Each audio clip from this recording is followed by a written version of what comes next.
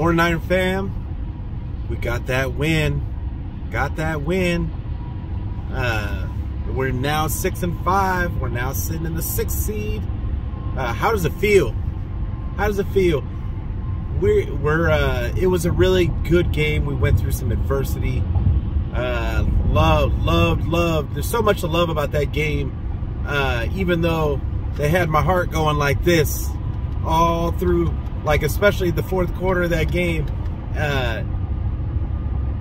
You know, the thing that they were talking about with Minnesota, like only playing in one possession games.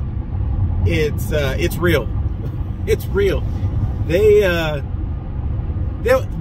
a solid team. Like from what I saw, their defense leaves something to be desired. I think we talked about that. We're gonna go over a few of the things that I talked about in the last video. But it was really good to see the 49ers come through some adversity, have to kind of flip the script and do some things that they're not necessarily comfortable doing. We lost Fred Warner in that game. The defense did, and they still found a way to hold up. So that was great to see. Greenlaw went down again. We lost Debo, and I think we all had a collective gasp when Debo went down, because he's been, for the most part, our offense for the whole season. So, but great game. I'm so excited. I know all of you are excited about this game. It was just great to see our team kind of battle through and prove that the last two or three games was not a fluke. And yeah, I'm super excited. But I want to go over a couple of things that we talked about, like my keys to the game on the last video. I felt like this game was a chance for Kyle to galvanize this team and make to kind of show everybody who this team really was. And I think he showed it in the beginning when Garoppolo threw the interception, which, I mean, we all knew the streak had to end eventually, right? So the best thing, the greatest thing that I saw, and I loved seeing it, was Shanahan just getting up in Jimmy. Just getting up in him. Like, it was great to see, because Jimmy needed to be held accountable. Hey, we're not doing that today. We're not doing that today. You're gonna throw to the people that I tell you to throw to. So, because I believe that's what happens every single week, is that Shanahan tells him who's gonna be open, and it's his job to get the ball to him. I don't think Jimmy can read a defense. I don't think Jimmy can do really much as a quarterback at this point. I feel like there's a reason why it was reported that it's a reason why we gave up so much draft capital to get Trey Lance, was because Jimmy. It's not just because Jimmy gets hurt. Jimmy is a subpar quarterback. Love him or hate him, like I don't care what anybody has to say. He is a subpar quarterback. We win in spite of him, not because of him. There is no such thing as QB wins. It was really that. I think that's what made this win so sweet, was that we won in spite of Jimmy's play. Kyle got into a position to where he saw that Jimmy did not have his A game today, and he pivoted, and he went right back to the identity. He still found a way to pull something out of Jimmy to get us this win. So great job by Kyle. I thought it was a great. Does he make a couple of decisions that make you go like that? I don't know that. I don't even know what to call that one play where they're throwing the ball back and forth across the field. But it was kind of telling that Minnesota ran that same exact play, except they actually got something out of it. They ran their own play against them, and actually got positive yards. So anyway, like I just want to make sure we give Kyle his kudos, because he did a great job game planning this game. Great job motivating his team, not letting his team get out of the mentality that this was a playoff level game and that we need this win. So great job by Kyle. On the last video, we talked about the offense. Can Jimmy not throw a pick? Well, we answered that question. Like, but it was good. He got it out. He got it out of his system early, and then he was solid, I guess. He had one touchdown. He had 230 yards or 238 yards. And this is something that I wanted to talk about, because I saw a lot of people talking about Kirk Cousins and how bad Kirk Cousins was. They had almost identical stat lines, and the two quarterbacks had almost identical stat lines, except Kirk Cousins had 2 touchdowns and Jimmy had 1. And the difference is that Kirk Cousins had way more throw attempts.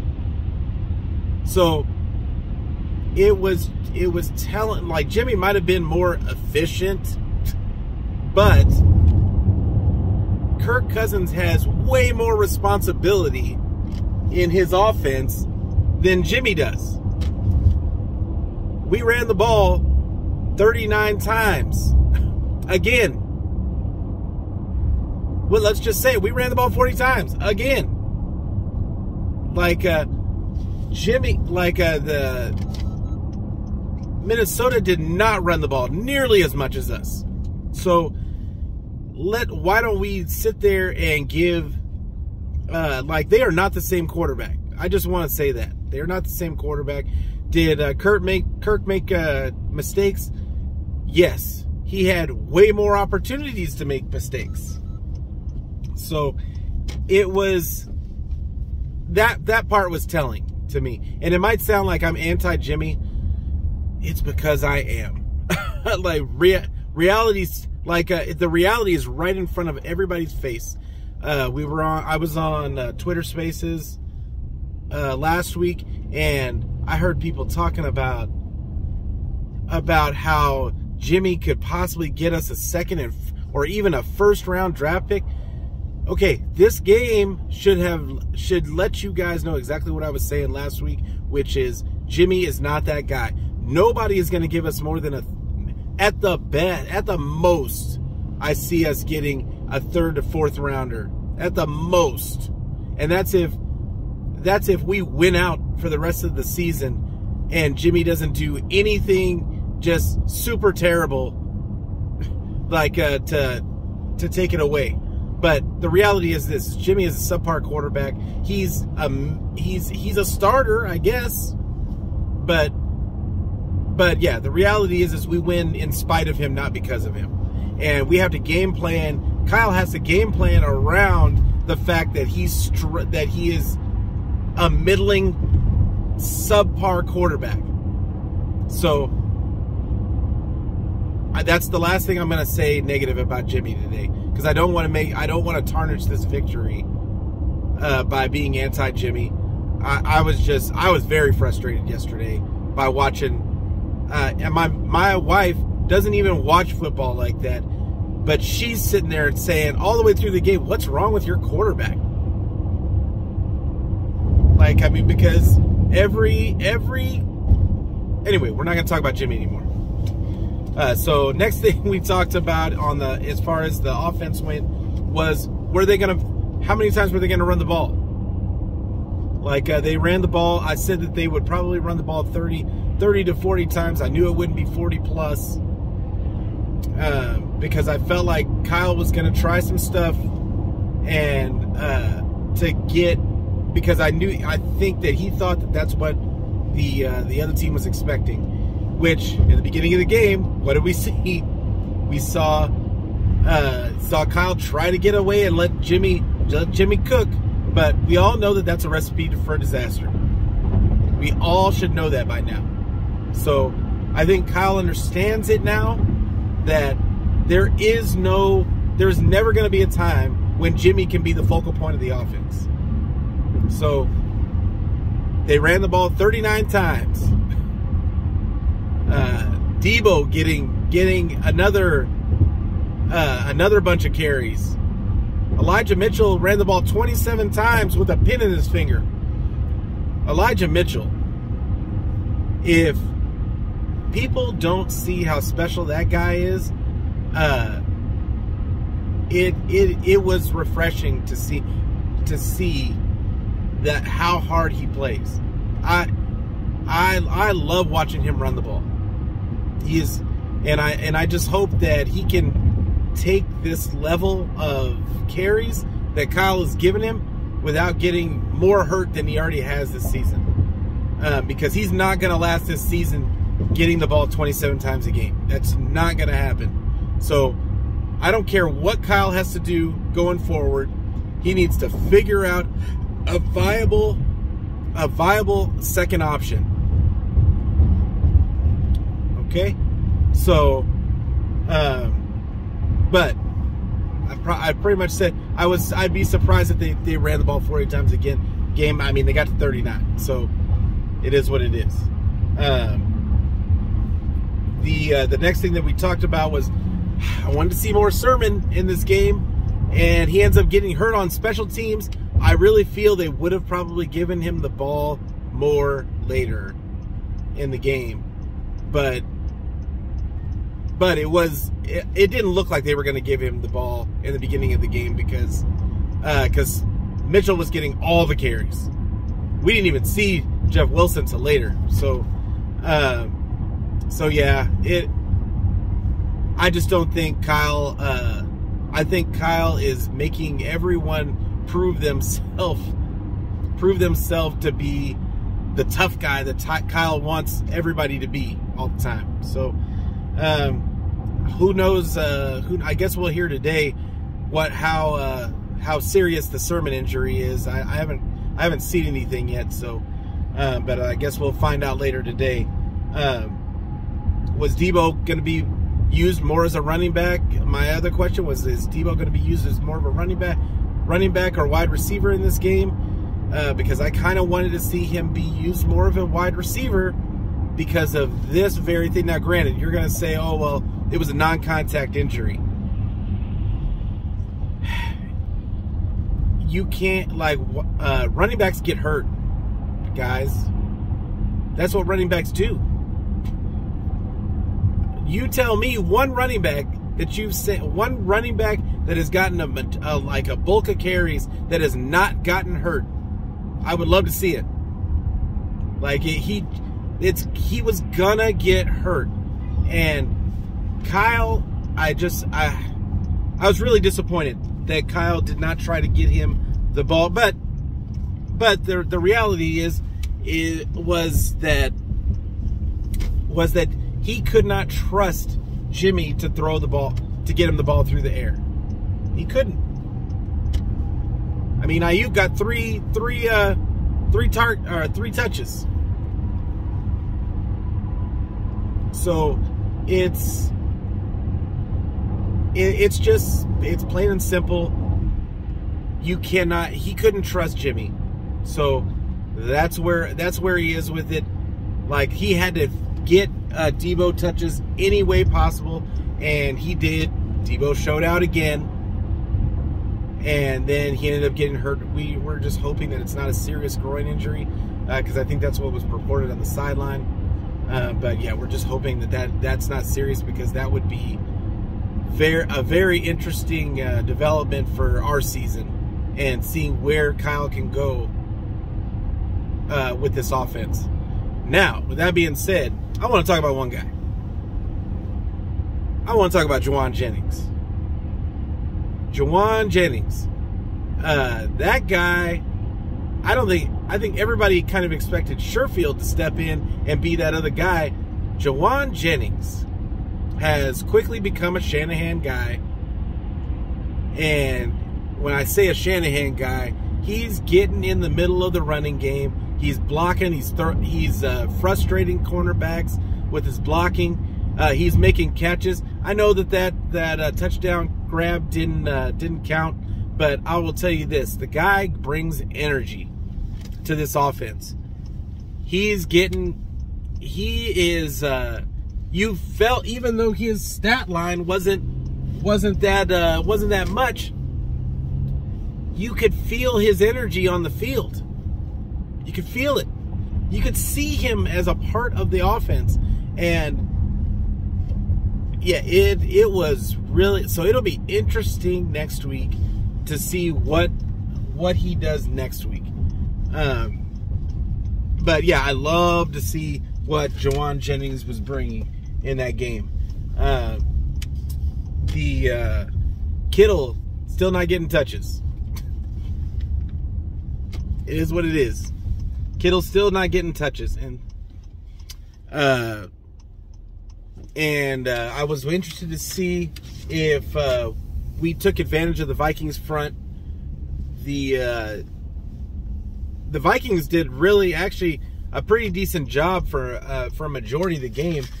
Mitchell was able to gash him a few times, but the reality was, I mean, I thought they did a pretty decent job holding the run game down.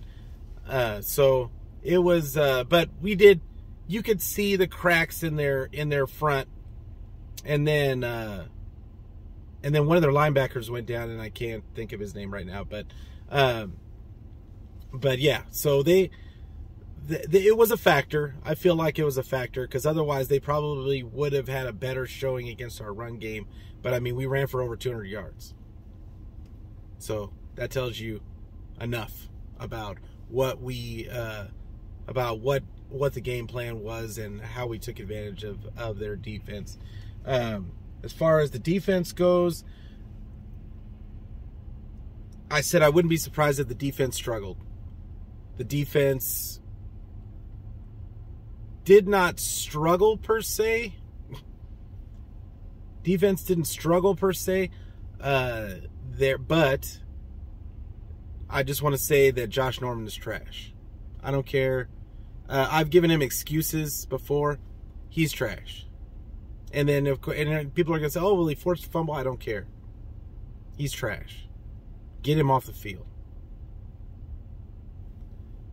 He's just terrible.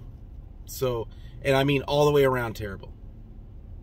So, Josh Norman Hufanga I thought he had a pretty good game out there. I love the way that they keep finding ways to mix him in with Tart and Ward, and finding ways to just get him on the field. Like, the guy has just great instincts, great feel for the game, and he's just a wild card, just running around he's always around the ball. Love it. Hufanga's he's a player, and as far as the defensive line, I mean, I think Bosa had 2 sacks. Bosa's a baller. I thought we had a scare with him too. We thought he was hurt, but he went and finished out the game. So, like, yeah, Bosa had a good game. Defense overall, I thought the defense had a pretty good game, but I do want to say that I told you so about Thielen. Like, I felt like they would roll most of the coverage to Jefferson and let Thielen cook, because he's the least explosive out of the two. He ended up getting 2 touchdowns. And it was but then I said that if they couldn't get the pass game going and they couldn't get the run game going, they did the defense did a great job bottling up the run. But if they couldn't get those 2 things going, I said that they would go to Conklin, and when Warner went down, that opened up the floodgates for Conklin. And now Conklin almost fumbled the ball away, but But still, you could see that they were probably going to start going to him if it hadn't been late in the game. Too late in the game already. So, but the defense overall, I felt like they played through the adversity, and I felt like they did an admirable job without their leader on the field, especially towards the end of the game.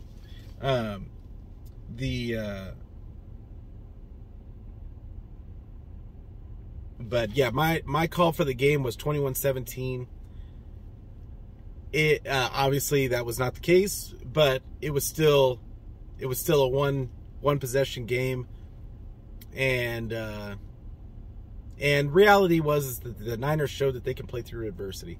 I just want to leave everybody with that. I'm probably going to do another video sometime this week because there were some other things that I want to rewatch the game and I want to check out because yeah, there's just a few things that I want to get some more nuance on, but the reality is that we won.